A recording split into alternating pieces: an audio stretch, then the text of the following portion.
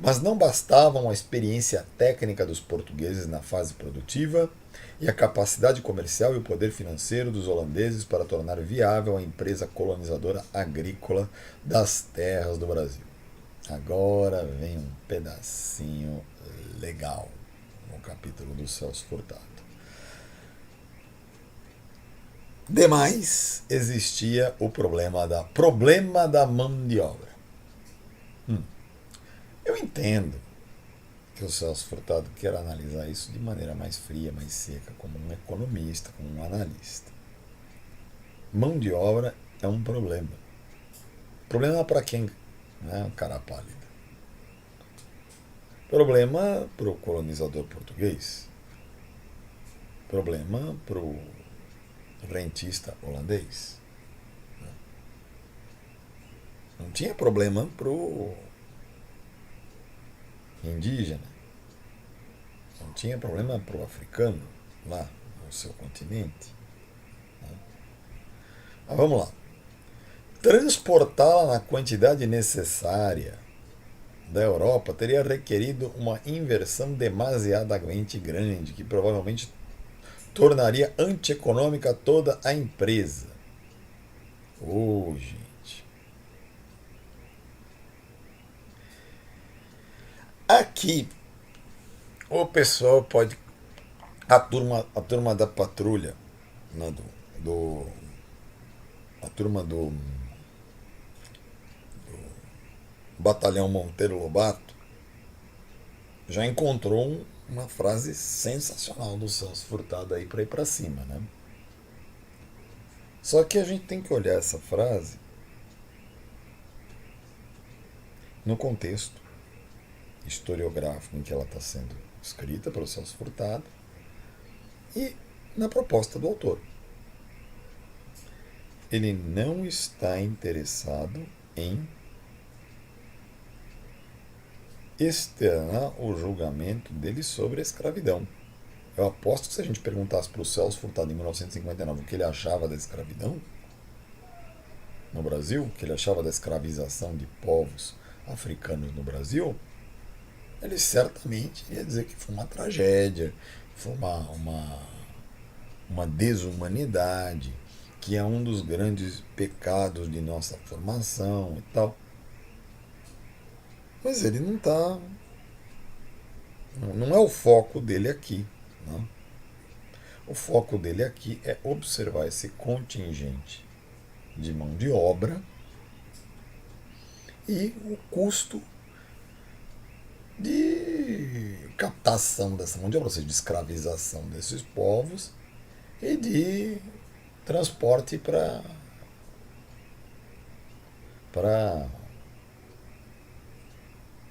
América, para o Brasil. Claro que essa história, né, de que provavelmente tornaria antieconômica toda a empresa, alguém aqui vai pensar assim: eu não acredito que o colonizador está me dizendo assim, pô, foi caro trazer você de lá da África para cá, cara. Tá pensando que foi barato? Só falta o cara dizer, né? Tipo, eu trabalhei enquanto os outros dormiam, né? Eu tomei banho gelado. Eu sacrifiquei muitas horas de lazer da minha vida e não tomei vários cafezinhos. Porque você ainda por cima, escravo, foi improdutivo. É uma conversa que particularmente, né, de vez em quando a gente encontra esse tipo de coisa. Né? Eu acho que a tendência, né, após o devido combate a esse tipo de visão, né, a gente dá risada no futuro. Né? Temos que observar isso em contexto e em profundidade. Né?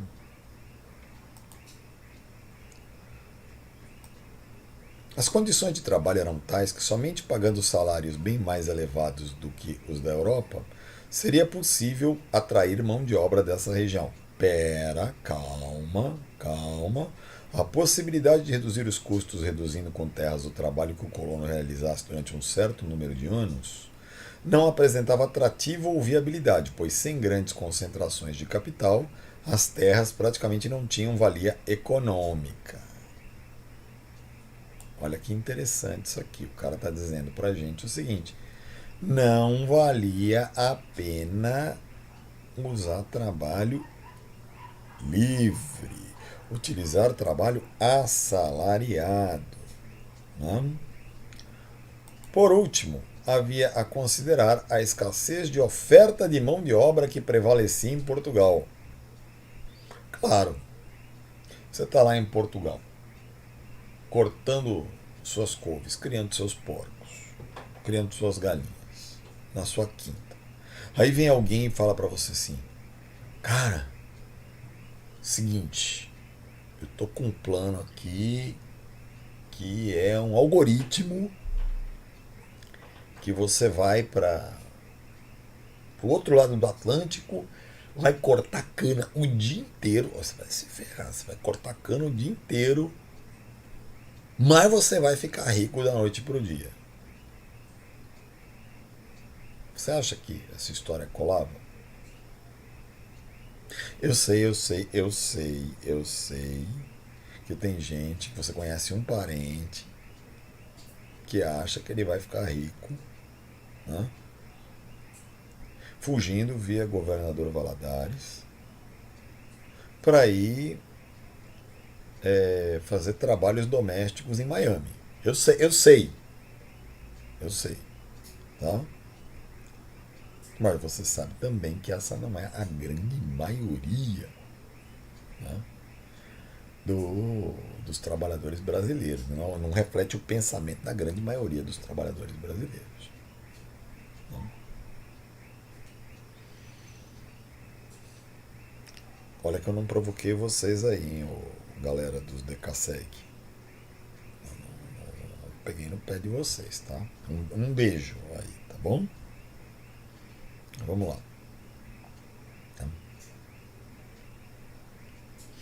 Por último, havia a considerar a escassez de oferta de mão de obra que prevalecia em Portugal, particularmente nessa etapa de magnífico florescimento da empresa das Índias Orientais. Então, ainda por cima, a opção do colono português de enriquecer estava no Oriente, não estava no Brasil.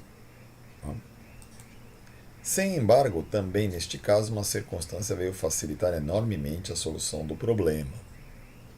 Por essa época, agora vem a piada. Os portugueses já eram senhores de um completo conhecimento do mercado africano de escravos. Ou, né? A mão de obra mais barata do mercado. As operações de guerra para a captura de negros pagãos, iniciadas quase um século antes, nos tempos de Dom Henrique, haviam evoluído num bem organizado e lucrativo escambo que abastecia certas regiões da Europa de mão de obra escrava.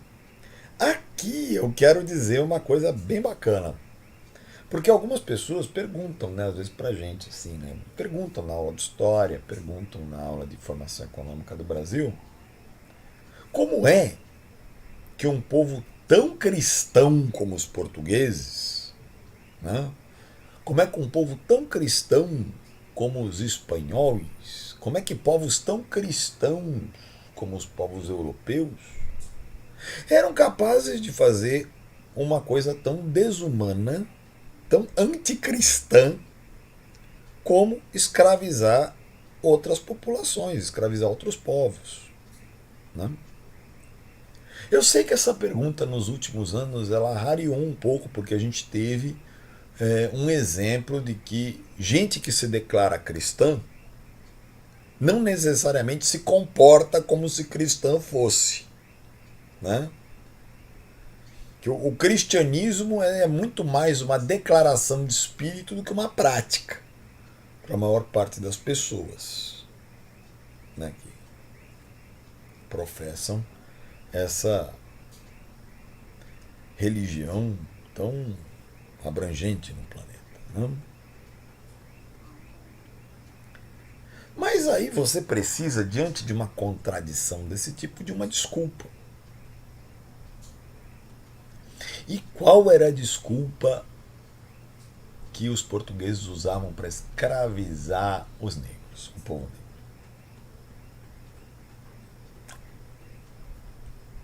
A famosa guerra justa. Além de fomentar as dissensões, de terceirizar a captura de povos,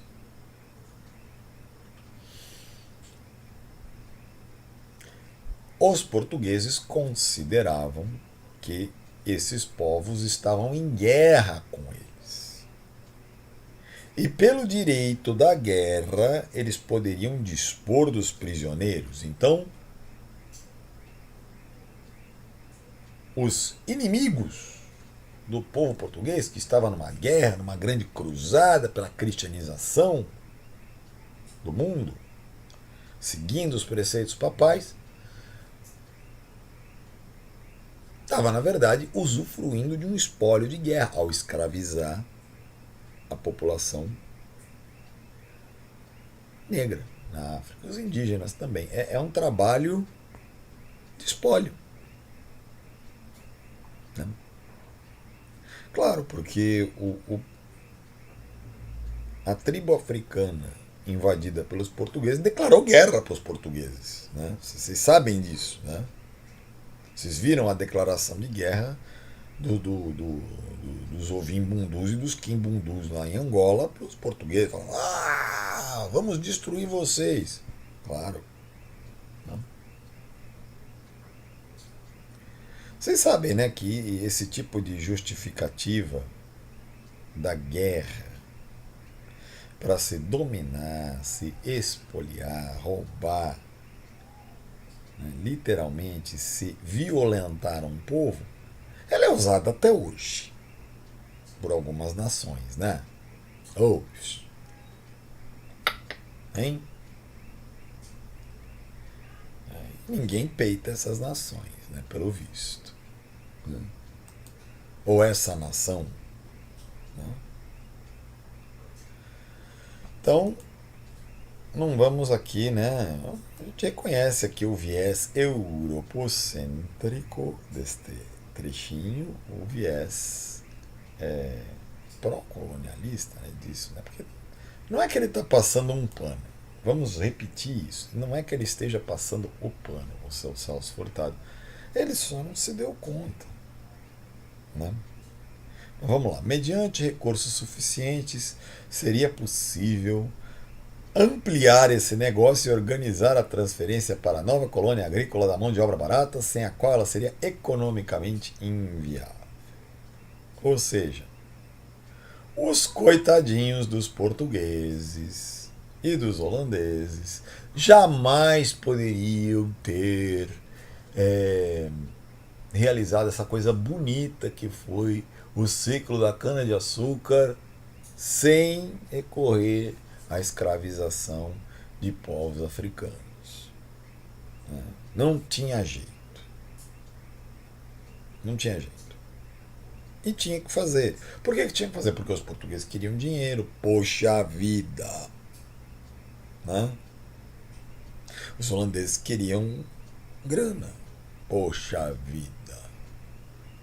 Com você aí implicando com os portugueses e com os holandeses.